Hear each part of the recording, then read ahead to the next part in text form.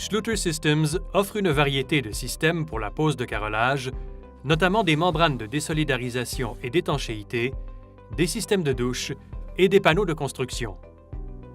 Les ciments-cols Schluter sont spécialement formulés pour une utilisation avec ces systèmes, de façon à assurer la réussite des installations dans toute une gamme d'applications. Nous proposons 3 types de ciments-cols, tous offerts en blanc et en gris. Schluter 7, un ciment-colle non modifié de première qualité, conçu spécialement pour une utilisation avec nos panneaux et membranes. Schluter All 7, un ciment-colle modifié spécialisé, formulé pour utilisation sous et sur les membranes et panneaux Schluter. Et Schluter Fast 7, un ciment-colle modifié spécialisé à prise rapide, qui peut aussi être employé sous et sur les membranes et panneaux Schluter. Et maintenant, mettons-nous au travail. Avant de commencer, veuillez consulter le manuel d'installation Schluter Systems correspondant au système dont vous faites la pose. Dans votre préparation à l'utilisation de nos ciments-colles, assurez-vous de suivre toutes les instructions de sécurité indiquées sur l'emballage.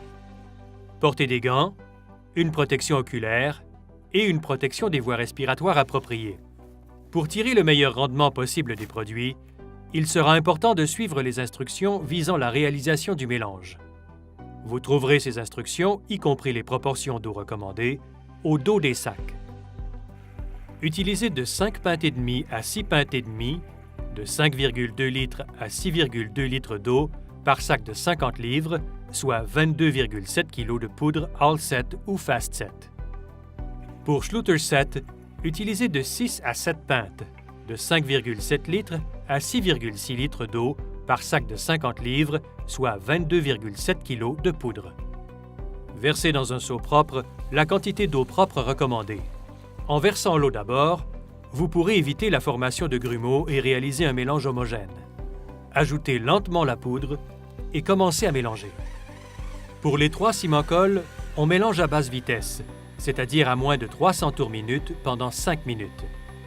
Au départ, le ciment-colle peut avoir une texture d'apparence sèche, mais il formera normalement une pâte malléable après le temps de brassage recommandé, sans qu'on ait à y rajouter d'eau. Si vous employez le produit Schluter Fast 7, vous serez prêt à commencer l'installation dès l'opération de mélange de 5 minutes terminée. Si vous utilisez Schluter 7 ou All 7, passez aux étapes suivantes. Laissez le mélange reposer ou s'imbiber pendant 10 minutes. Le temps de repos permet l'hydratation de la poudre et l'activation de tous les ingrédients pour un rendement optimal. Après la période de repos, mélangez à nouveau le ciment-colle pendant 3 minutes. Ne rajoutez pas d'eau après avoir mélangé. Si la consistance du produit ne convient pas à votre application, préparez un nouveau mélange en modifiant la proportion d'eau. En suivant la méthode de mélange 5-10-3, vous obtiendrez une maniabilité optimale en rendant le ciment-colle lisse et crémeux, ainsi que facile à manipuler et à étendre. Vous favoriserez aussi un temps ouvert et une durée de conservation en pot maximum. Pour la pose de membrane Schluter, le ciment-colle doit présenter une consistance plutôt liquide, mais être capable de tenir une marque de truelle. La proportion d'eau maximum recommandée permettra normalement de produire un mélange adéquat pour la pose de membrane. Pour le carrelage, le ciment-colle devra être plus épais. Par exemple, dans ce cas, essayez d'abord la proportion médiane d'eau indiquée. Enfin, dans les cas où l'on recherche une bonne résistance au glissement, la proportion d'eau minimum recommandée donnera un produit beaucoup plus épais, adapté à la pose de carreaux de grand format et lourd. Lorsque vous vous préparez à un travail d'installation, tenez compte de la durée de conservation en pot du ciment-colle. Il s'agit de la période pendant laquelle le ciment-colle demeurera crémeux et maniable après avoir été mélangé dans le seau.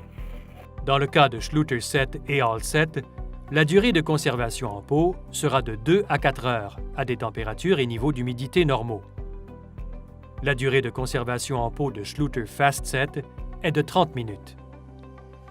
Veuillez noter que vous pouvez mélanger à nouveau le ciment-colle dans ces intervalles pour éviter qu'il devienne trop épais, mais sans rajouter d'eau. Passons maintenant à une démonstration de l'utilisation de nos ciments-colles pour la pose de la membrane de désolidarisation de la famille Ditra. La méthode d'installation est la même pour chacun des ciments-colles Schluter. Avant l'application du ciment-colle sur un substrat, assurez-vous que celui-ci soit propre, égal et apte à supporter des charges. Passez le balai pour enlever tout débris et retirer la poussière à l'aide d'une éponge humide. Dans le cas de substrats particulièrement secs et poreux, il est recommandé d'humidifier d'abord la surface pour prévenir l'assèchement prématuré du ciment-colle ou la formation d'une peau. Appliquez une couche mince de ciment-colle à l'aide du côté plat de la truelle en vue d'assurer une adhésion adéquate au substrat. Étendez ensuite une autre couche de ciment-colle au moyen du côté dentelé d'une truelle de taille appropriée. Les crêtes de ciment-colle ainsi formées doivent aller dans le même sens. Encastrez la membrane dans le ciment-colle au moyen d'une raclette. L'installation est idéale lorsque le feutre sous la membrane est complètement recouvert de ciment-colle. Vérifiez la couverture et replacez la membrane.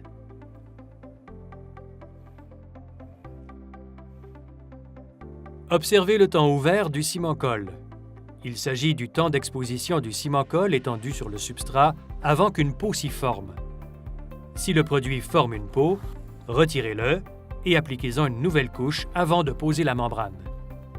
Le temps ouvert des ciment-colle set et all set est de 20 minutes. Pour fast set, il est de 10 minutes. Passons maintenant à une démonstration de l'utilisation de nos ciment-colle pour la pose de membrane d'étanchéité de la famille Kerdi. Préparez le substrat de la façon décrite précédemment.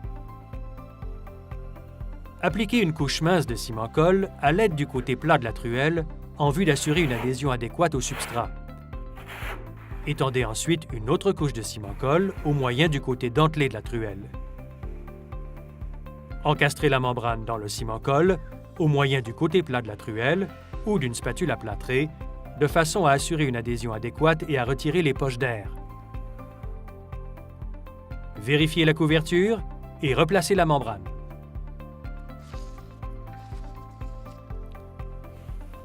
Nous terminerons en démontrant la pose de carreaux sur nos membranes à l'aide des ciment-colle Schluter. Nous poursuivrons en employant la famille de produits Kerdi aux fins de cet exemple. Choisissez une truelle dentelée convenant au format des carreaux. Appliquez une couche mince de ciment-colle à l'aide du côté plat de la truelle. Étendez ensuite une autre couche de ciment-colle au moyen du côté dentelé de la truelle, en veillant à ce que les crêtes de ciment-colle ainsi formées aillent dans le même sens. Encastrez les carreaux dans le ciment-colle en faisant un mouvement de va-et-vient pour écraser les crêtes de ciment-colle. Soulevez de temps en temps des carreaux pour vérifier la couverture. Prenez soin de ne pas décoller la membrane du substrat. Nettoyez tout excédent de ciment-colle des carreaux, joints et outils pendant que le produit est toujours humide à l'aide d'une éponge ou d'eau propre. Avec les ciment-colle set et all set, il faudra attendre 12 heures avant de réaliser le coulis dans un lieu affichant une température normale. Fast set permet la réalisation du coulis après 4 heures. Nous vous rappelons aussi qu'il faut éviter la circulation lourde sur l'installation pendant au moins 24 heures. Les ciment-colle Schluter sont des produits idéaux lorsqu'on travaille avec les systèmes de Schluter. Nos matériaux adhésifs sont conçus pour offrir un rendement optimal avec nos membranes et panneaux. Avec les ciment-colle Schluter, l'affaire est dans le sac.